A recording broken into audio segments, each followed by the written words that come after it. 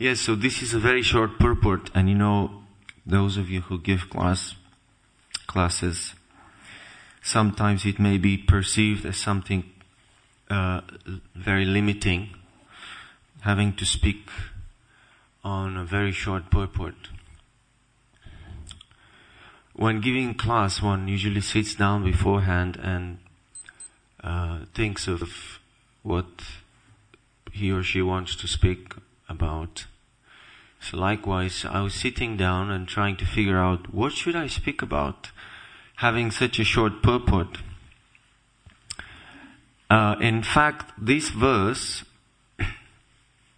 is very tightly related to the following verses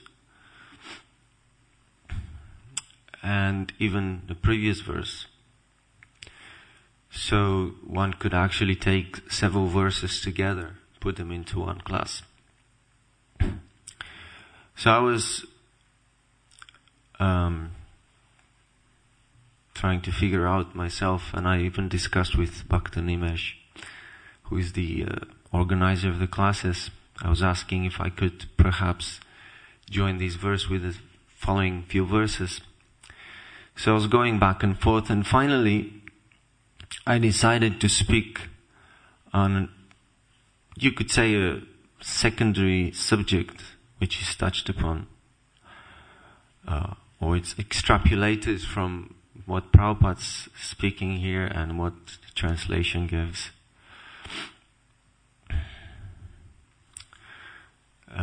Which is, sometimes is all right. Obviously the main point here in this verse is Krishna's impartiality. And this is a huge topic. I even considered speaking about Krishna's partiality, and that's perhaps why I said partial. Krishna is partial, always partial. Krishna is always partial, and that's very extensively dealt with by one of our acharyas in Sri Paramatma Sandarbha. That's His Divine Grace Jiva Goswami, discusses that at length. So anyone who wants to know about Krishna's partiality can look into that Sandarbha. And Krishna is simultaneously partial and impartial, and he quotes a very nice verse there. It's a verse from the Srimad Bhagavatam, spoken by Maharaj, Prahlad Maharaj, where he compares Krishna to a kalpavriksha tree. And a kalpavriksha tree is found in the spiritual world, and the kalpavriksha tree has a very interesting ability. That is, it's able to fulfill everyone's desires according to how you approach it. So Krishna is a desire tree, and likewise his devotees are compared to a desire tree. Therefore we recite every morning Vancha Kalpa Taru. Devotees are, we offer obeisances to the Vaishnavas, all the Vaishnavas who would like the desire trees. Now, a desire tree fulfills one's desires, but think about it, you know, every person who approaches the tree is going to have a different desire. Because every person has different set of mind, different tastes, different ideas of how things should be done.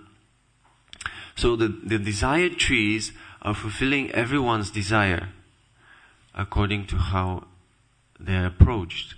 So similarly, Krishna, he fulfills everyone's desires. Nityo nityanam chetanas chetananam eko bahunam yo vidadati kaman. In the Katha Upanishad, Shvetashvatara Upanishad, it is said that Krishna, amongst all the eternals, living entities, that's us, there is one supreme eternal living entity who's been fulfilling the desires of all living entities since time immemorial. Therefore, Krishna can never be said to be partial, Because He is fulfilling everyone's desires. Just think about it. Can any one of you claim the same thing? Can any one of you say, I'm able to fulfill everyone else's desire? In fact, we are unable to fulfill anyone's desire. And that's why we run into so many conflicts and so many difficulties in life. But Krishna, being the Supreme Personality of Godhead, is able to reciprocate perfectly with all living entities. And that puts Him in the position of the Supreme Personality of Godhead. Because there's only one person who can do that. And we find in this world that personalities who are capable of reciprocating with a large number of beings, of human beings and living entities, they're considered as very, very special. In fact, those personalities are generally very advanced spiritually. Because you've got to be like Krishna to be able to do as He does. And this gives us the definition of a Vaishnava. He is like Vishnu. That's exactly what Vaishnava means. Like Vishnu. In other words, the Vaishnavas, they exhibit the same qualities as Vishnu. And one of those qualities is the ability to reciprocate with many, many, many persons, many individuals. We can certainly not imitate the great Vaishnavas, and what to speak of Krishna, but we can learn from their example. That's not the main topic I was going to speak about today. That's the main topic, obviously, certainly. It's the main topic of the verse. Krishna's impartiality. So how impartial Krishna is, if He's able to be impartial even to demons. I don't want to speak about that because I'm sure that that was spoken already about and will be spoken again about by next speakers. So I thought today of focusing on this. It says in the verse, in the translation, that Narada Muni responded to an inquiry put forward by Maharaj Yudhishthira. How did Narada Muni respond to his inquiry? Does anyone remember? What did he do in order to respond? He told him something, right? Yes, he told him a story. So it says here, the sage Narada, responding to his inquiry, recited historical facts. Yes, so the Shastras are full of stories. And telling stories is a very, very powerful and commonly used tool to illustrate various points. In fact, in my short practice of Krishna consciousness, I have noticed that those speakers who are good at telling stories are very favored by everyone.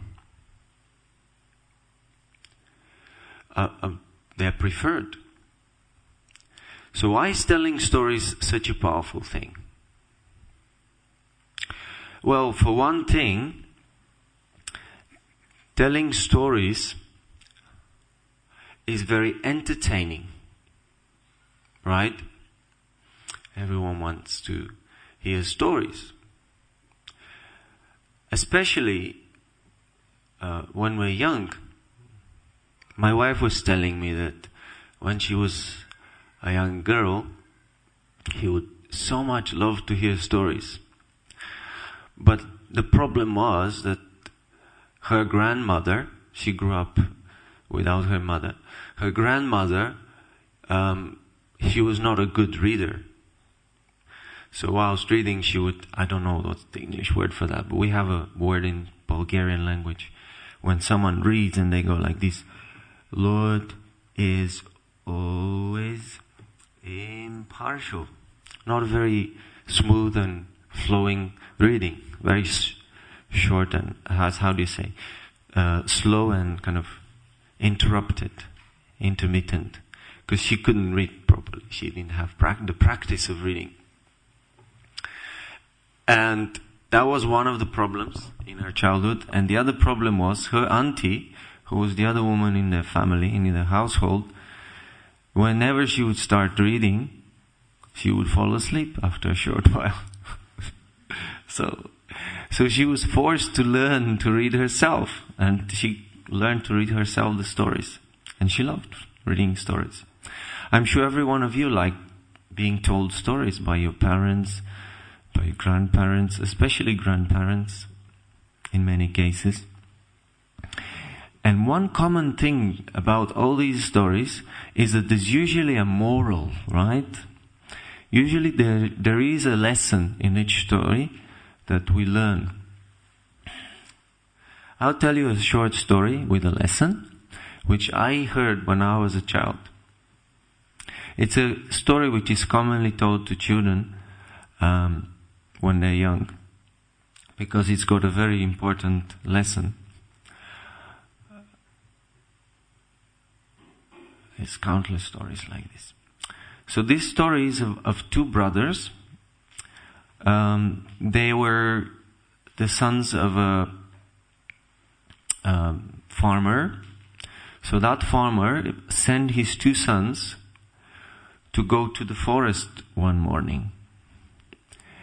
And one of the sons, on leaving, asked the father, "Father, could you tell us what we should do if the wheel of the cart," they were going with a cart, "breaks? What are we supposed to do?" I was looking for the exact word in English, because it's a word of one Bulgarian word. That's Bulgarian story. And I found the word, it's an expression, willy-nilly, right? Everyone knows what willy-nilly is? It means you do something even though you're not willing to do it, right? Is that correct? Or whimsically. Is it whimsically? Is there a word which signifies that someone does something unwillingly? Grudgingly. Okay. Okay, so the father told the boys that, in answer to that question, if the cart breaks, then you should start calling for the, unwillingness, if you can say that. I don't know if there's an English word like that, but anyway. So the boy said, okay, fine. So they headed toward the forest. They were gathering, wood the whole day, and towards the end of the day, they started going back home. And sure enough, as one of the boys was doubting and anticipating, the wheel of the cart broke and they got stuck. So what did they do? They followed the instructions of their father. So they started calling out, "Unwillingness!" Oh, because you said grudgingly, but that's like an adverb, right? "Unwillingness! Come help!" So they were calling and calling and calling. No one was responding. No one was coming. So these guys, they were thinking, what should we do? They were calling, "Unwillingness! Come help!" But they noticed that it was getting darker and darker, and if they were found in the night in the forest, if the night came down, they were going to face a lot of trouble because of the wild animals in the night. The wolves come out, the bears, all these jackals, wild animals. So it becomes very dangerous in the forest, just like in a jungle. So they finally decided to try and fix the cart themselves. And that's exactly what they did. They fixed the cart. They tried here to try there, They put everything down first, fixed the wheel on, somehow attached it to the axle, and managed to fix the cart and went home. And on returning home, they asked the father, "Dear father, why did you tell us to call for the unwillingness, if I may use this word, if the car would break?" And the father said, "Well, what did you do?" "Well, we were calling and no one responded. And finally, we had to fix the car ourselves." Jai Shri Shri Radha Gokulananda ki jai. Sitaram Lakshman Hanuman ki jai. We had to fix the car ourselves. And the father said, so that's the point, Unwillingness will never come and help you. Because it means you're not willing to do something, right? It's not going to come. It's unwilling. Anyway.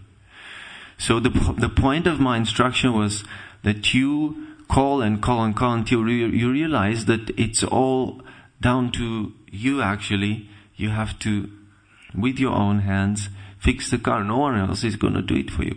So in life, he said, this is how things work out in life. It's always down to you to do your work. Don't expect anyone else to come and do your work instead of you. So that was a story which I heard when I was a young boy. And it stuck in my mind so much that, and it's a very important story. And there is a proverb like that also in Bulgarian that it doesn't translate very well in English, but it goes like this. I'll try to translate it for you. The wolf, it's got a skin, and the wolf, it's got its skin together, intact, because he does his work alone, because he makes sure he does his work. It doesn't translate very well, but it's the same point of the story. So don't expect anyone else to do your work for you. And a responsible man will try and do their work. They will never try to find excuses that why they couldn't do because someone else was supposed to help them and they couldn't do it, and like that. Ultimately, it's up to us to do our work. So this is one story. I'm sure many of you can tell us different stories like that. And every folk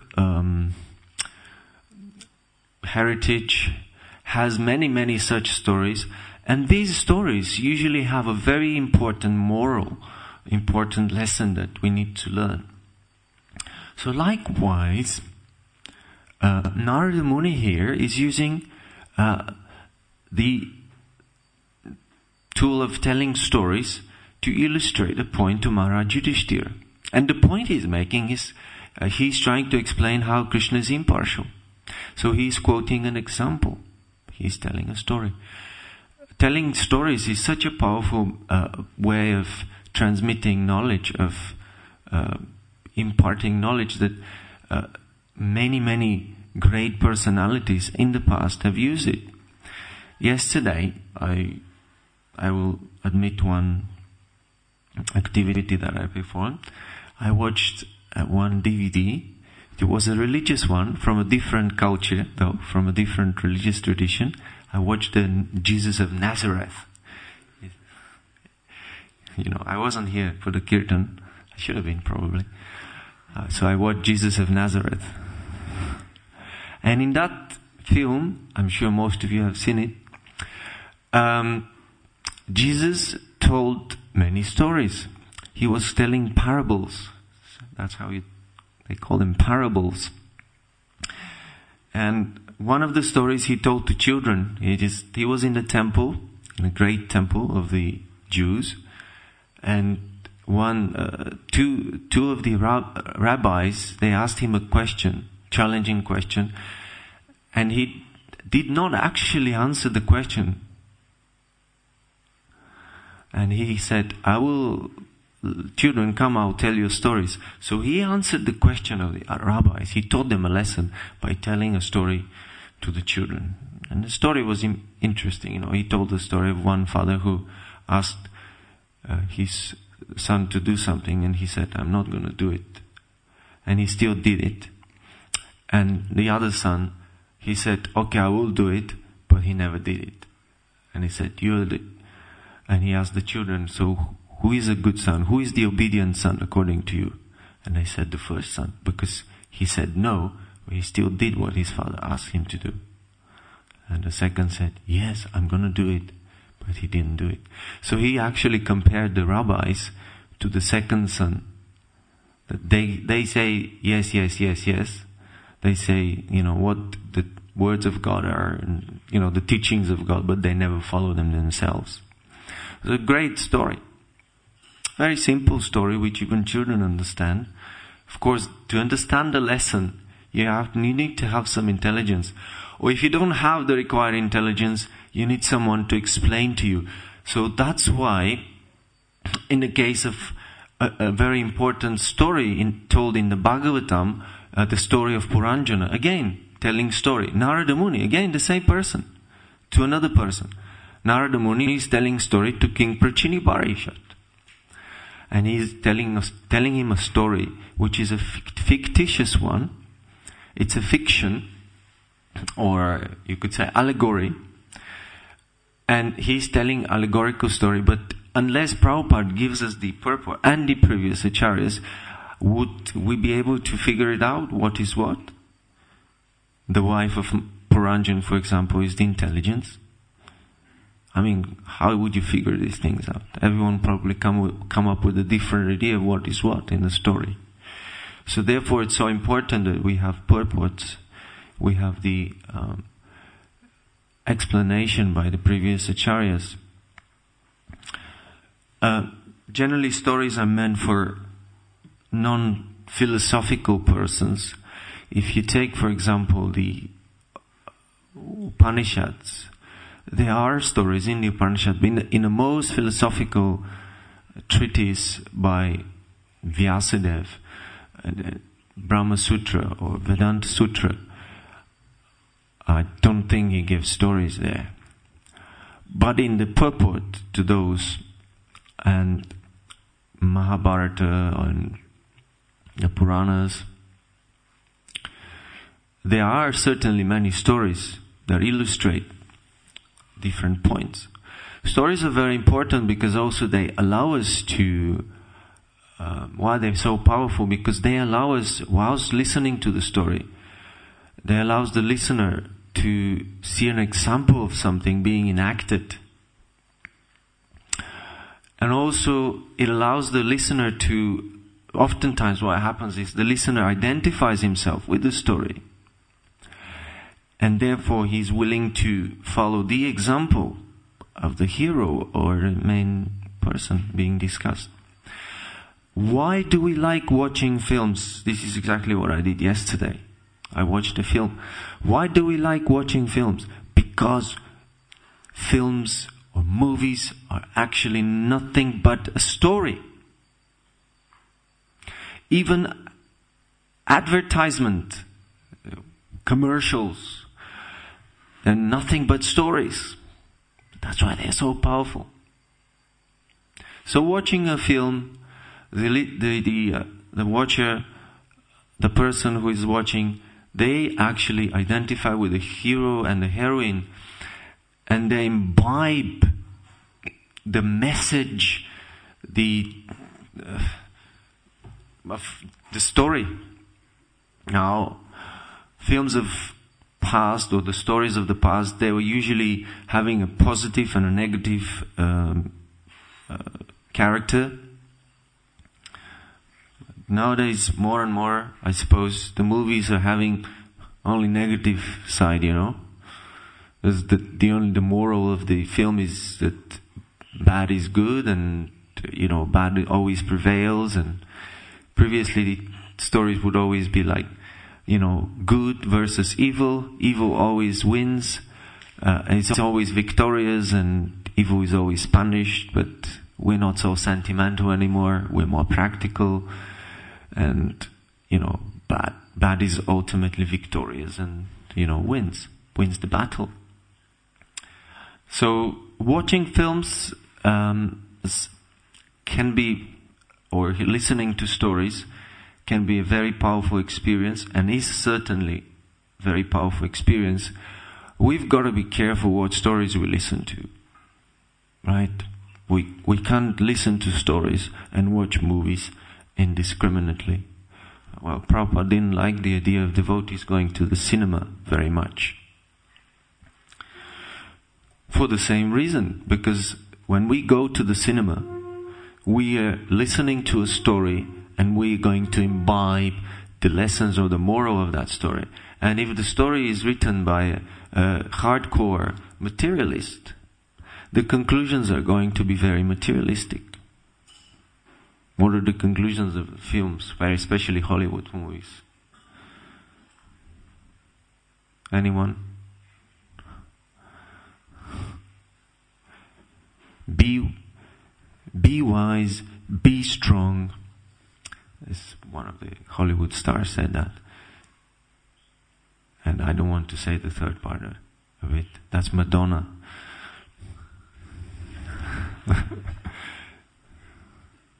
If I tell you, it's just gonna spoil everything. Anyhow, so yeah, the story, the moral usually is, or the conclusion is that happy end. The hero and the heroine, they embrace each other and walk in sunset on the beach, and they're happy ever after. And life basically, the moral is life is meant for enjoyment, and if you want to enjoy, you have to be like the hero who is a tough, macho, and have to go out in the world and be brutal and rude to everyone, and just make sure you make a lot of dosh, a lot of money, which will procure you all happiness and good fortune. This is an illusion. This is the story of a conditioned soul.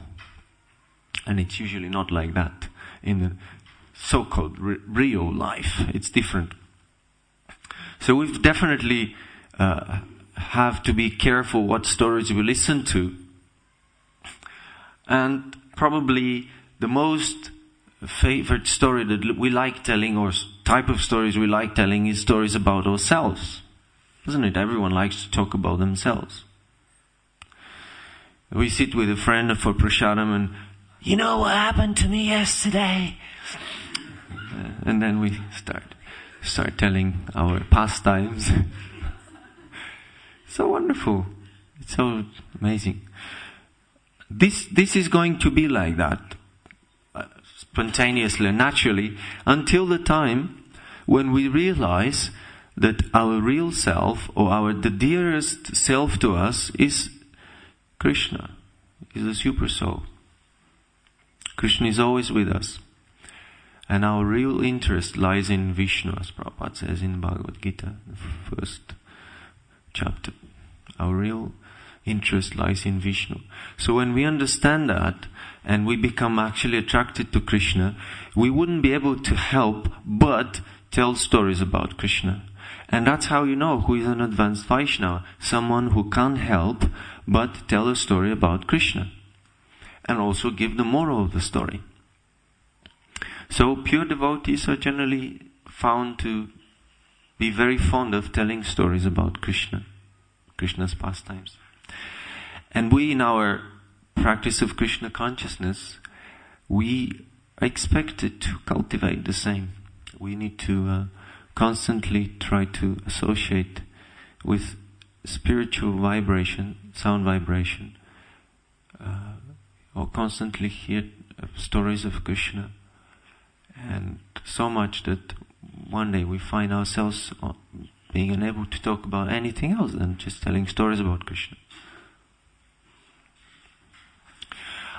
I'm not a good storyteller, unfortunately. I hope one day I'll learn the art of telling stories. It's not something that you cannot learn, but certainly some persons are very much talented and capable of telling stories, and generally their classes are very animated. One such example is Gauranga Prabhu. He was here recently. I wasn't unfortunately able to attend his classes, but I overheard one of his classes, and he was getting the audience to laugh, to participate. Because it's not a monologuous kind of thing, because he got the audience to respond to his teachings, because he was telling stories, many stories. Actually, his classes are full of stories, full of examples. So it's a good way of transmitting some message. So this is my class today. I just wanted to speak about telling stories. It's a very common thing we do, and a very powerful way of giving message to someone. Narada Muni is using it certainly all the time. Many times Bhagavatam is like that. Someone asks a question, and then a reference is given to a story from the past. And it's like a very powerful way of doing things. Okay, I'll stop there if there's any questions.